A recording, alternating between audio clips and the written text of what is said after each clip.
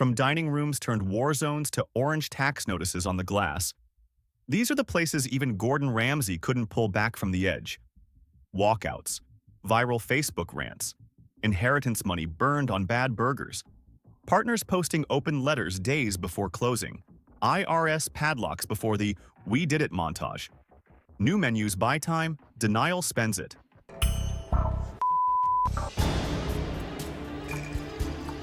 Here's what happened after the shouting stopped, and the bills didn't. Amy's Baking Company, Season 6, Episode 16, 2013. Scottsdale knew the place before the country did. A glossy room, a pastry case that actually impressed Ramsay, and a front-of-house run like a guard post. Home to Amy's Baking Company. Opened in 2006 by husband and wife team Sammy and Amy Buzaglo. The warning signs started before service. Staff turnover like a revolving door. Fed up. I'm getting sick and tired of your well then answer my question. Then answer my question. Tell the customers they're going to get their tips. No, they don't. They should be told that you're taking them because this service deserve them. Owners who closed the restaurant if either of them wasn't there. And a camera catching Sammy squaring up on a diner the night before Gordon even walked in. You pay. You don't go. You, if you touch a you go from here. I told you. You go. Don't touch. No, I'm kidding. I'm not kidding you. Ramsay arrives to a spotless kitchen and polished desserts, but every conversation boomerangs back to the same claim. I'm the owner. Thank you. Yes. Wow. Well, look at that. Come on. My wife, Amy, yeah. Can I meet this lady? Yes, now. Please? The haters ruined us. That theme never lets up. We have to because there's a lot of online bullies and haters and bloggers. We stand up to them, and I think we're the only ones that ever have as restaurant owners. And they come and they try to attack us and say horrible things that are not true. Then the service detonates. Tickets stall, complaints mount, and the owners don't bend. They shove. When food's not eaten, do they tell you? No. Every single time a customer doesn't lick their plate, the waitress doesn't come to tell me that. Amy, no one's licking that. Servers tell Gordon they're paid hourly and don't keep tips because Sammy takes them. An instant morale killer, and in most places, a legal one. Ramsay can work with bland food or tired menus. He can't work with owners who torch their own staff while insisting nothing is wrong. Wow, $10 tip. Yeah. That's nice. For you? Of course, yeah. Why not? Do you think the girls deserve some tips tonight? No, they get hourly. He reaches for the usual tools: menu focus, communication, a reset of roles. But every note rebounds off a wall of defensiveness. Reviews that are excellent that you didn't write that Not are from the real bullies on the customers. internet again. No, good reviews, real customers that have supported us for 6 years. Look at the way. You're attacking my business and my life. This is I'm all telling I you the do is problems. live this life every day. You're not telling me the problem. It builds to the one outcome the series hadn't shown in either the US or UK runs, he calls it. He walked out on camera and called off the rescue with no relaunch or makeover. I have the right to do the right thing. And the right thing for me is to get out of here. Good luck. If the dining room was tense, Facebook was a bonfire. The episode airs on May 10th, 2013. Within days, the comment replies, "Go viral." Caps lock declarations of greatness, threats at reviewers, a later claim that the page was hacked. National outlets cover the meltdown. PR firms get dragged into the blast radius. The place becomes a weird tourist stop where people snap photos like it's a crime scene. Ramsay's team returns a year later for a special, but the story by then is less about food and more about reputation management and freefall. Saving restaurants and helping families on Kitchen Nightmares is an incredibly gratifying experience. I look forward to every challenge and I take each mission very seriously. What happened in Scottsdale was actually quite disappointing. There's more gravity on the owner's side, too. News breaks that Sammy is in deportation proceedings unrelated to the show. Why is the government trying to deport you, sir? Why is the government trying to deport you, sir? Everybody, out. Sounds a lot like Sammy Buzaglo on Kitchen Nightmares. Coverage piles on about his past and international travel bans. The couple fights the tide publicly, leans into media appearances, then announces a grand reopening. What lessons have you learned? You know, our behavior that night, it was not right. We don't make excuses for our behavior by any means. As if momentum alone can erase what millions just watched. It can't. The restaurant finally closes in 2015. Local press confirms the shutter, The owners say they'll sell desserts wholesale and pivot to video. Years later, long after the memes, Arizona press checks back in. The business is gone. The marriage is gone. Amy filed for divorce in 2022, and the legend of that episode keeps generating clicks every time a new viewer stumbles onto it. A single hour of TV made them infamous. The next 2 years online finished the job. Fiesta Sunrise, Season 2, Episode 10. West Nyack, New York. A family Mexican restaurant funded on a technicality. Stepdaughter Patty's clean credit and savings, plus loans, because the stepfather Vic couldn't get financing. 100% owner on paper, but my stepfather Vic controls everything. All right. Ramsay walks in and the red flags show up fast. The awning still says Grill 303. I'm too late. Grill, Fiesta Sunrise. Oh, dear. The printed menu is literally a sticker hiding the logo from Vic's previous failed place. Looks like I've got a sticker on my menu. Just trying to peel it off. What is that under there? The name of the... What name is that? That was my another restaurant that I used to have. And there are maybe 2 tables filled in a 120-seat dining room. It isn't just slow, it looks abandoned. Right, wow, look at the size of this place. So how many seats have you got there? 120. 120? 120, yeah. Wow. How many's booked for lunch? 2 tables. Service reveals exactly why the room is empty. A server takes a basket of chips, a guest sent back for tasting, like cardboard. These chips taste like cardboard. The tasteless, I have no taste whatsoever. Okay. Then dumps those chips into a communal bin to be reserved. What's wrong with those chips? I take only one. You say that it's a little crispy. So you take them from the table back into the drawer. Did you see that? In the walk-in and prep, Ramsay finds tubs of week-old food he's told were made yesterday. When were these done? Yesterday. Yesterday. Vic, please. A barrel of refried beans with the texture of wet cement, slimy fish, and roaches. What is this? That's the fish we're using. That's the fish you're using? Oh, smell that in there. Is this today's fish? Not just in the kitchen, but crawling around plate storage. Oh my God. In the... He shuts the place down on camera and drags the issue into the dining room so guests can see why. Gentlemen, I'm so sorry. The sit-down with the family is where the real stakes land. Numbers come out. The episode lays out that the restaurant is around $850,000 in debt just 18 months in. On this occasion, Patty asked him to come in and meet Chef Ramsay. Good to see you. Is making roughly a third of what it needs, and would have to hit about $90,000 a month to break even. At the current run rate, that's about a $500,000 yearly loss. Right now, the only way to show Paddy how much you care is to get involved. Yes. To help turn this business around. You can see Patty cracking under it, and her husband finally snaps and flips the table during the argument with Vic. My bills. In fact, I pay your bills. Relax, relax. What? What? Now outside. It's done. The point is clear. The food is bad, but the business is sinking because the family's finances were lashed to Vic's decisions. No, I'm the big guy in here. Everything is going wrong. They're picking at me. Ramsay doesn't just repaint and leave. The kitchen gets a deep clean and pest treatment. He reveals the work his design team did to modernize the restaurant. Oh my God! Called in an exterminator. He pairs the chaos off the menu and brings in Chef Julieta Ballesteros, La Palapa, to show the crew how to cook fresh Mexican food correctly and consistently. Mexican restaurant in Manhattan currently. She's from Mexico and she seriously knows her Mexican cuisine. Say hello, please. Juliet Ballesteros. Come and say hello, please. This is Yolanda. Hi. Yeah, one of the owners. Relaunch night, there's still a very Fiesta Sunrise moment. Someone literally sets a tray of nachos on fire. Burn the nachos. They burnt the nachos. What's going on, guys, please? But the room fills, the food is moving, and even the local mayor, Nyack's John Shields, pops in and gives the kitchen a thumbs up on the taquitos. Excellent. The taquito, the best. Yeah, that was delicious. For once, the makeover feels like it might hold. It didn't.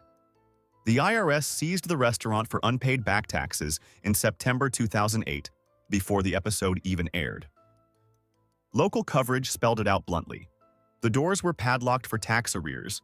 It had actually been seized once the year prior and allowed to reopen after a payment. The building sat dark for years. Later, the space turned over to a rental equipment business.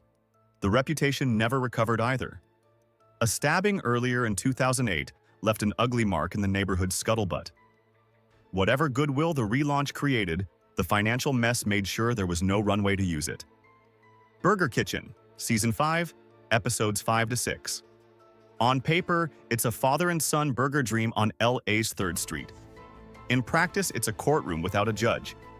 Alan Saffron used $250,000 from his son Daniel's inheritance to open the place. But we didn't have the money to open up the best burger in LA. And I took the money from my son Daniel. Money? Daniel says he didn't authorize. I was kind of dragged into this. I got a sizable inheritance from my grandfather. There was money in a trust account, and my dad took $250,000 of my money to put it into this restaurant. Then ran the restaurant like a fiefdom while rotating chefs at a pace that made consistency impossible. Me, please. I am absolutely at the end of my rope. I don't have anyone to lean on. I really don't. Chef Ramsay is our last hope. Ramsay sits down and hears the greatest hits. The food is fine, the staff is the problem, and any negative feedback is a Yelp conspiracy. What's going wrong? Yelp has trashed us terribly. They're also deleting 5-star reviews. Oh, come on. He tastes through a messy menu and walks into dinner service that breaks down in real time. Bread's just sweet and doughy. Bland, tasteless, raw meats. No Tickets botched, timing gone, chefs snapped at and swapped mid-shift like parts. I'm not going to say that the food isn't the problem, but the entire ticket system is messed up. The second hour is the one people remember because Ramsay drags the argument into daylight. Please take a seat. Chef Ramsay knows it's time for a not-so-subtle wake-up call. He books a theater, lines up a Yelp community manager and actual reviewers, and lets Alan look them in the eye. No bots, no shadowy cabal, just customers who didn't like cold fries and overcooked burgers. Wow, there's a lot of Yelpers. Chef Ramsay had the absolute nerve to reach out to Yelpers. They are deliberately attacking my restaurant. Wow. It's classic Ramsay triage. Prove the diagnosis, then fix the patient. Back at the restaurant, he rebuilds the product. Fresh ground beef, a simplified menu, Parmesan fries, vodka-battered onion rings, a focus on executing one thing well. Right, here we go. Nibbles. Okay, we have sweet potato fries, all-natural fries, Parmesan fries, and they are hand-cut. Delicious. Daniel expedites the relaunch, and for a moment, it clicks. The room loves the new burger. Oh, the flavors are so good. Those are freaking bomb. Those are bomb. The operation breathes. Gordon tells the parents to get out of the kitchen and let the person with something to lose actually run the place. They nod. He leaves. The afterstory reads like a slow undoing. Reports surface that management changed even before airing. Menu items drifted away from the fixes. The POS system Ramsay installed wasn't used, and reviews stayed rough. By February 2012, barely 3 months after broadcast, the lights go out. Eater LA confirms the closure and notes a new concept already moving into the space. Behind the scenes, the family fight keeps bleeding. Daniel marries, lawyers get involved, and online fans track the saga for years. In 2020, Alan dies of a heart attack. The Yelp conspiracy never existed. The operational problems did. Ramsay gave them a working burger and a functioning service. The restaurant's real problem was in the mirror, and that didn't change after he left. The Black Pearl, Season 2, Episode 5. Aired September 25th, 2008. 3 owners, 1 tiny lobster bar, and a dining room that watched management bicker instead of lead. Crown jewel of the city. Right, this will lose. The Black Pearl just being one. Ramsay's first pass through the food told the story. Clam chowder, thin enough to pass for soup. Then a lobster mac and cheese after that. Okay. And he has the chowder right now. A little bit watery for chowder, huh? Mussels blasted with heat. Burn your mouth off, my God. A lobster mac that ate like glue, and rolls that didn't justify lobster as the headline. That's great, thank you. Right, let's start off with CT. Drawn butter. Horrible. Back of house wasn't the only issue. The front was a tribunal. Servers got pulled into petty arguments. We got sand in the mussels. There's supposed to be sand in the steamers. That's why they get a broth. I don't know, guys. So people don't know what they're ordering. What The bar ran on autopilot, and the captains rarely stood on deck together. When the kitchen tried to send a gritty dish, What happened? Thanks, Chef. No, they're done. They're done. Yeah, they just didn't like it. Jesus Christ. That's the funniest fish and chips I've ever seen in my life, you know that? David, the most combative of the trio, dressed down the table rather than fix the plate. You seem a very relaxed man with your restaurant. do you want me to do? I disagree. It doesn't smell bad to me, the fish. I've just given a piece to your chef. Yeah. The piece was stinking. It wasn't stinking. It wasn't a one-off. The owners' energy went into point scoring each other while the debt piled up to a reported $250,000. Tough day today, and I'm deeply concerned. I see a ship here that is rudderless. Ramsay's fix hinged on two levers: simplify and put one person in charge. For Greg. crying out for direction. They need a rudder. Make it one of the three. Why can't it be just one of the three owners? Thank you. Absolutely critical. One voice. He cut the menu to what the line could actually execute during a rush and forced a decision on leadership, handing day-to-day authority to Greg so tickets didn't need a committee vote. Then he yanked the biggest thorn out of the brand. The menu promised Maine lobster, but the boxes in the walk-in were Canadian. David argued the geography. Ramsay called it what it was: mislabeling. I can't get Maine lobsters. That's right, so they get them from Canada. I'm using Canadian lobsters. That's right, that's what they do. But But I don't advertise them as Maine. Tell me, is it a different animal? Maine is a Canadian lobster for you. Relaunch night gave a glimpse of what the concept should have been all along: tighter pacing, a cleaner story, and plates guests recognized. But a single good service can't outrun owner behavior. Oh, Gordon, come on. Too about this place. Really? You're not passionate about running a restaurant. Really? You're just abusing it and using it. What did I do? I've never met an individual that's Good night. When the episode aired, the owners posted a long public letter blaming Ramsay for a 50% drop and calling the show a joke. New York food media ran the note and the post-mortem in the same breath. Black Pearl had already sold its lease, and a new tenant was moving in. The timing is brutal. 4 days after broadcast, the restaurant was gone. The rant still circulates because it mirrors what viewers saw on camera: a partnership allergic to accountability. Chappie's on Church, Season 6, Episode 15, aired May 3rd, 2013.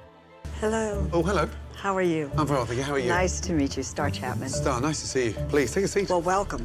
Thank you. John Chappie Chapman wasn't a rookie owner dragged under by a bad lease. He was a Gulf Coast veteran who'd run Chappie's Seafood in Long Beach, Mississippi for decades until Hurricane Katrina wiped out his home and restaurant, after which he and his wife Star moved to Nashville and opened Chappie's on Church. In 2005, after Hurricane Katrina destroyed the restaurant, Chappie and Star were forced to relocate to Nashville. The room in Nashville looks like a preserved theme park version of old New Orleans. Got a lot of New Orleans paraphernalia everywhere. Chappie and Star, actually his wife, had a restaurant on the Gulf Coast. Ornate frames, heavy linens, a price point that assumes destination dining. The problem is the dining room is thin and locals aren't returning. On the show, Ramsay calls the food out as bland and unfocused for the price.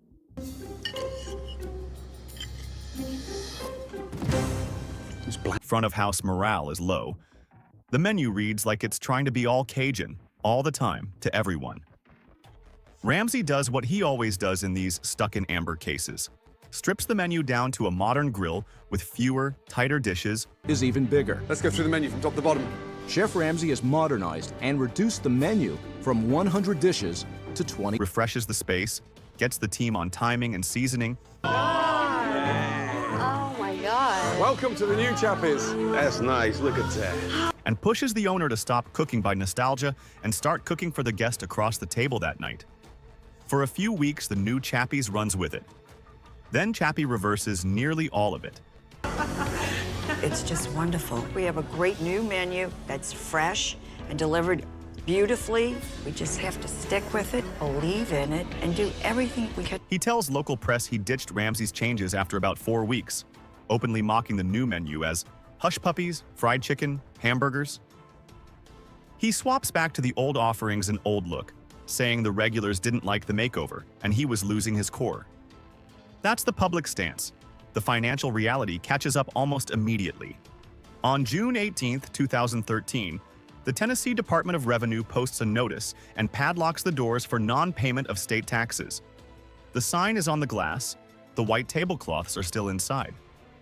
That summer and into fall, former staff say they're owed weeks of wages. Years later, when the property is finally torn down in January 2019, local TV is still reporting dozens of workers never got paid. Channel 5's Chris Conti shows us tonight, 5 years since that restaurant closed, there are still employees who haven't been paid. Whatever you think of Ramsay's edits, this closure isn't subtle. It's a tax seizure, and the owner is gone. There's more context that fans of the episode didn't have at the time. County records show the building that housed Chappies was sold at a foreclosure sale in February 2012 for about $1.3 million, and Chappies continued on as a tenant.